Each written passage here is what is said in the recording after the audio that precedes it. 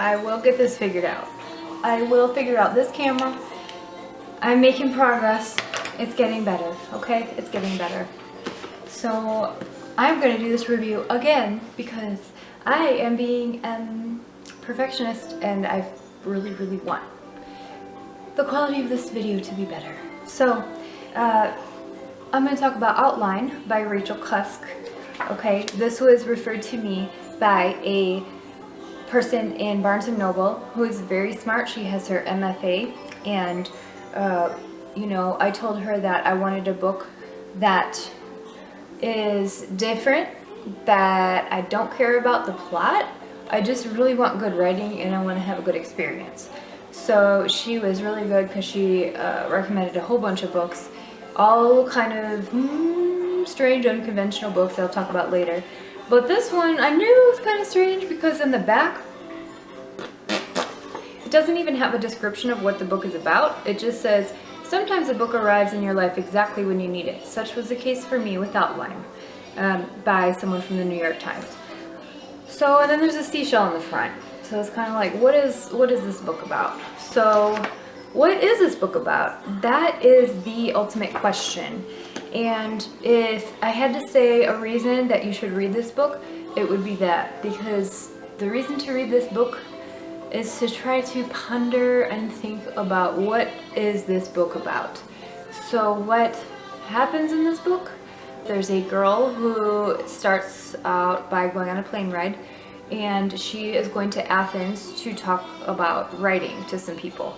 But really it's not really about any of that. Many different people that she meets telling her their struggles with their marital issues as well as other things in life.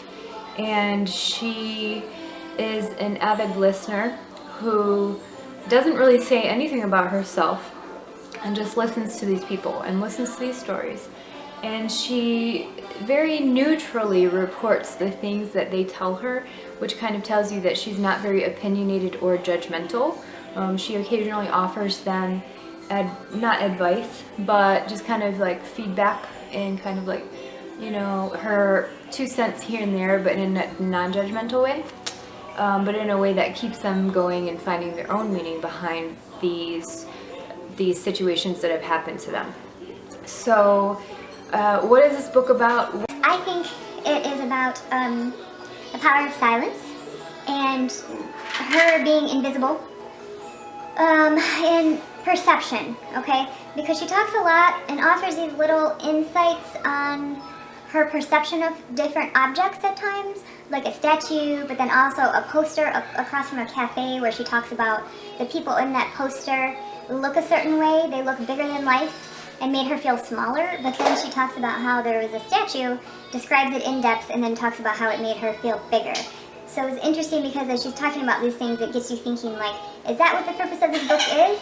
So, you know, I'm telling myself that what she's saying is that as all of these people are telling her stories, she has a perception of them and of their stories that brings her to feel a certain way. And according to, she talks about a lot about illusion versus reality. And so, you know, really deep thinking here, well, not, you know, on her part, I think I'm just trying to just say, you know, analyze just anything I can here, but I'm just like grabbing at straws here, really. But, you know, I'm guessing that this author is really smart, being that she wrote in such a way about almost nothing, that I really don't think that she would write about nothing for no reason. I really do think that the meaning here is really about to also, you know, her identity, right? So when I say invisible, we don't know anything about her other than she has kids, she's a writer, and that's it. She doesn't have opinions, and she kind of makes herself invisible so that other people can learn about themselves and learn and express and experience their stories. And she's really the ultimate therapist. So, as a therapist, okay. So, I think she really shows how to be the ultimate therapist in that all of these people received healing, in a sense, and finding meaning, but she didn't, all she did was just listen.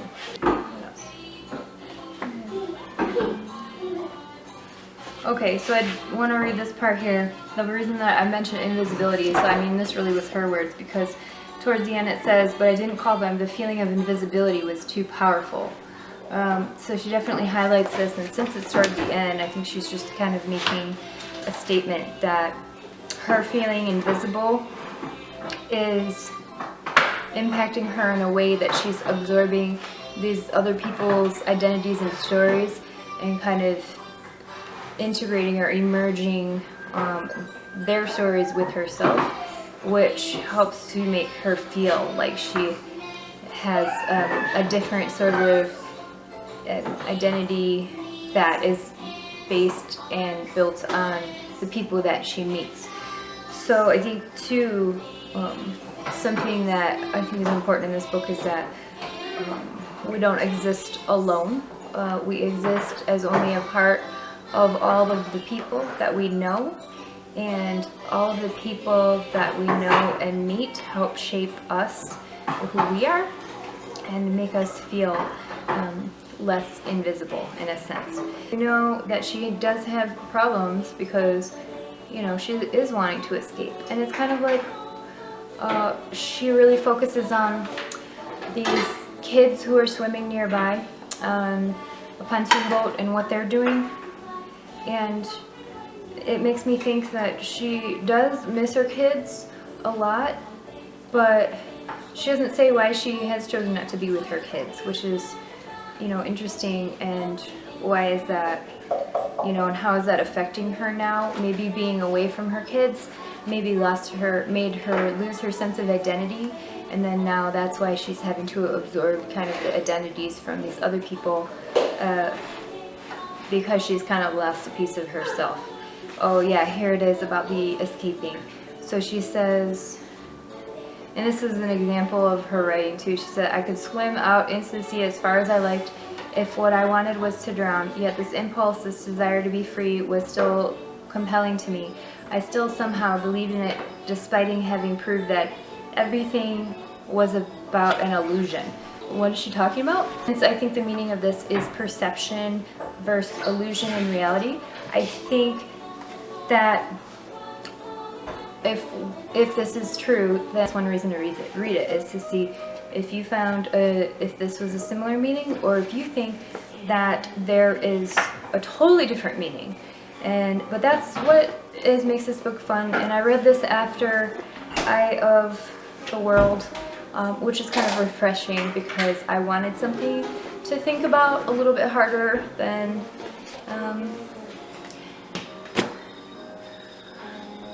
an adolescent fantasy book, which I made my rant on that in my last video.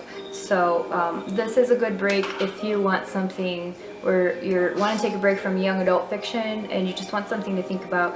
This would be a really good book for like an English literature class, or any book forcing people to kind of learn and think and ponder about what this person is writing about. So let me know what you think.